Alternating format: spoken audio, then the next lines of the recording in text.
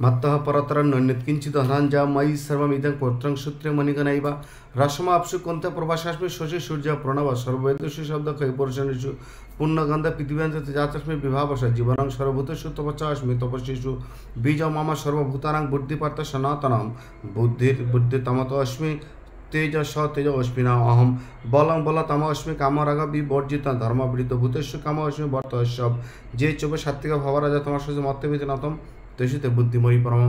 ভগবান এখানে বলতেছেন আমার অপেক্ষা পৃথিবীতে ইহকাল ইহলোক এবং পরলোকের শ্রেষ্ঠত্ব কিছু নাই। মত্ত পরতরং নৈন্যত কিঞ্চিত ধনঞ্জয় শ্রমিদং পত্রং সূত্রে মণিগণাইবা। আমার অপেক্ষা শ্রেষ্ঠ কোনো কালে কোনো লোকে কোনো কিছুতেই না ছিল না হবে।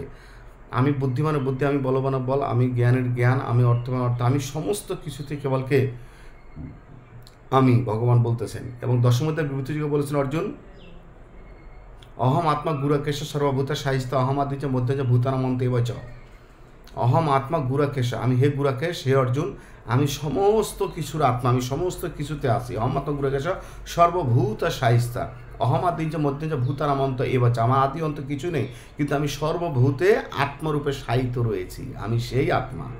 আবার অষ্টাদশ অধ্যায় বললেন ঈশ্বরায় সর্বভূতানাং হৃদস্য অর্জুন তিষ্ঠতি ব্রাহ্মমায়ন সর্বভূতানি যন্ত্র আরুরানি মায়া। ঈশ্বর সর্বভূতে আত্মারূপে বিরাজমান রয়েছেন।